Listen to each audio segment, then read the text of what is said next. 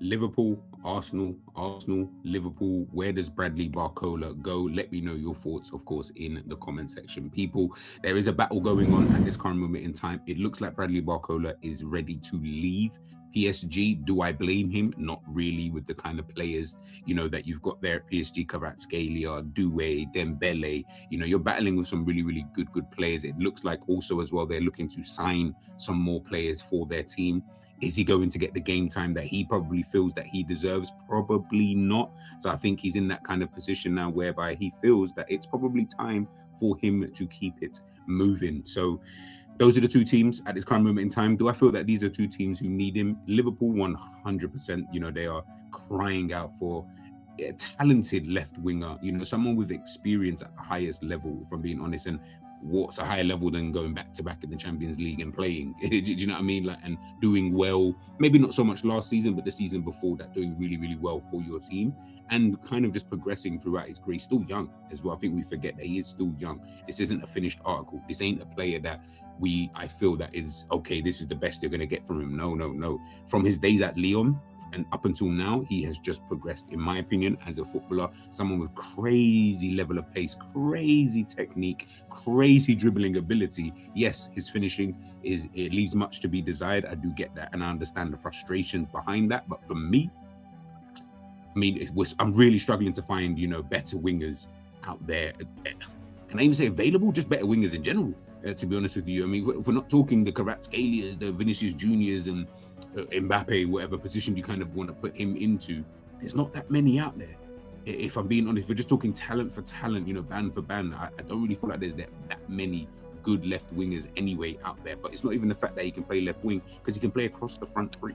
And the fact that he can play across the front three, is very rare, because most of these players can only really play on the one side. The fact that he can play on both sides allows for a team to be a lot more versatile. It means that if anything's going on, something's not really working out on that side, he can switch over. Crazy pace, as I mentioned before, he's able to get in behind. So if you're a team that needs a player like that, Barcola is the guy, in my personal opinion, man. But like I say, it's a precarious position. You got Martinelli, you got Trossard, you got Gakpo, you got Rio and Gamoa. Like, are we saying he's better than those guys at least?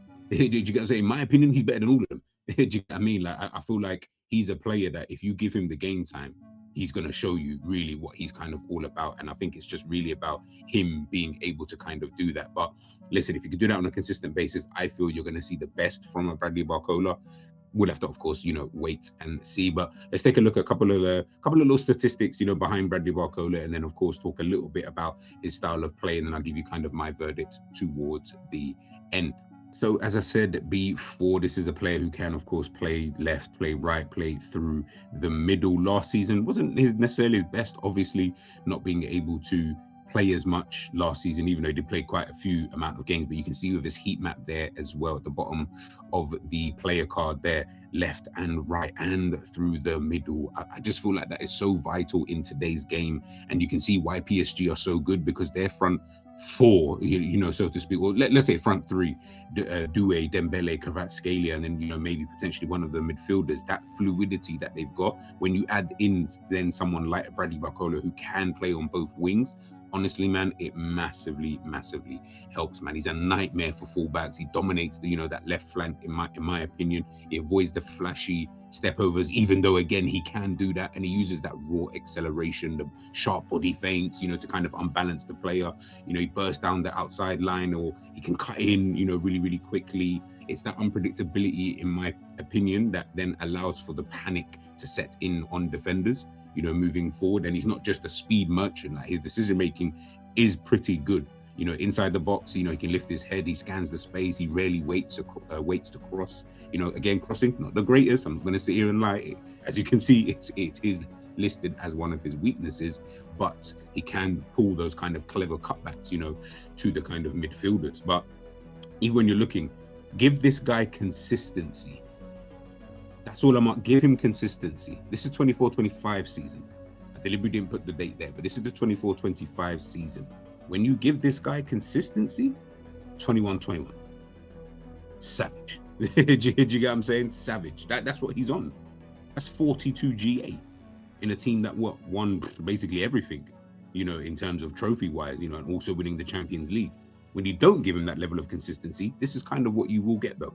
You will get stuff like this. You will get it to be 13 goals, 7 assists, 11 in the league. Still, obviously, double figures, pretty good. But as an overall, and considering the fact that he went 21-21 the season before, to then drop to 13 and 7, of course, that's basically half of your GA just completely wiped out there. But again, I think Enrique was very settled in his forward line, and it just didn't include, Bradley Barcola. And listen, do I blame it? Not really. You know what I mean? Like, not really. He is, like I said before, his off the ball intelligence, in my opinion, is really, really good. He's got really, really good timing. I just think that people maybe just have a bit of a misconception. They've seen him miss a few chances. They don't feel like he maybe does the dirty work, even though you play for Luis Enrique. I promise you he does the dirty work. He likes to press high up the pitch as well. So he's not just a player who's going to do all the kind of flashy stuff. And again, I'm not even saying that there's other players out there who will not also do that as well. I just think that there just seems to be this weird misconception, in my opinion, with Bradley Barcola. For whatever reason, I don't really know. But here we are, kind of thing. As I mentioned before, likes to press, hunts down defenders, cuts off passing lanes, forces turnovers, all of the good stuff, And I just think that this is a player that we, Liverpool and Arsenal, should both kind of, be looking at, moving forward. But when I was looking at this, right now, this was kind of very, very interesting, because obviously this is taking a look more so at the statistics, right? And I know a lot of you like stats, everyday stats, right? So I say, let's look at the stats then. In the stats, he does really poorly. I say really poorly, but when you look at it, obviously Diomande seems to dwarf most of these, which is actually pretty crazy when you think about it. It makes me think, But yeah, he dwarfs most of these, but not by much. Conversion rate, obviously, he does. He's got the best in. I mean, who's 3.4? Oh, God, Martinelli. What's Liverpool? Gakpo is 8. Fucking hell. At least these guys, at least Diomande, it's funny, Diomande and Barcola would have better kind of thing. Again, this is what I'm saying, guys. Upgrades. Let's see, open play passes. I've done it per 90. Yeah, I've done it per 90. I think it's a bit easier to do it that way. Chances created per 90. 2.1 for Diomande, 2 for Barcola. Passes attempted, completed. Passing accuracy, 83.5, 83.97. Again, really, really close. Even the passes attempted, really, really close. Chances created, really, really close. It's dwarfing everyone else. That's all I do, though. You know what I'm saying? Like, in anyone who plays for Arsenal or Liverpool, yeah, that is atrocious, absolutely atrocious. Crosses attempted. Martinelli, again, as I said before, Barcola's crossing isn't the greatest. Let's say through balls. Who's got the most through? Who's that? Trossard, actually. And then Barcola comes in second. Diomande only at 0.2 through balls. Fair enough. Forward passes, it's Trossard again, and then Diomande, and then Barcola again, 6.6 to 7.4. Duels contested, 10.4 to 14.3. Obviously, Diomande does dwarf that area. Tackles made, 1.6. Take on success, wow, that's actually pretty amazing. Take-ons completed, only 1.9 for Bradley Barcola, but Diomande at 4.3, and his success is 59%, which is way better than anybody else. That's actually really, really good. What else is there? Ground duels contested, again, Diomande. Diomande, honestly, he's dwarfing a lot of these. I'll tell you that for free. He's dwarfing a lot of these. At interceptions, possession lost, the touches in opposition box, times tackled, only 3.9 to Diomande. But again, Diomande is trying a lot more. So listen, Yan Diomande and Bradley Barcola, let's be truthful, those two are definitely better than Trossard, Gakpo, and Martinelli. That much I do know.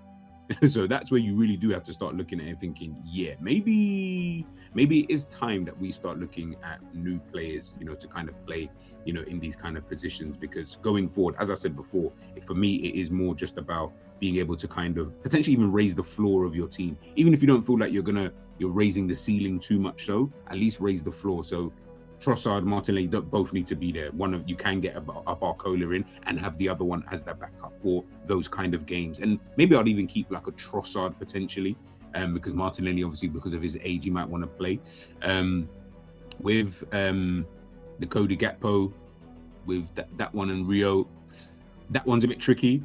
You could keep a Gakpo if he was willing to stay, but I feel like you can get more bids for someone like him in, because he's going to want to play. But if he was willing to stay and be second fiddle, or at least, you know, to have to battle to kind of play, then I would send someone like Rio out on loan. But if not, then you keep Rio and Barcola, you know, in the team. Again, could you not play both of them? Both very, very tricky players, very skillful players. Could you not both, have them either side kind of thing?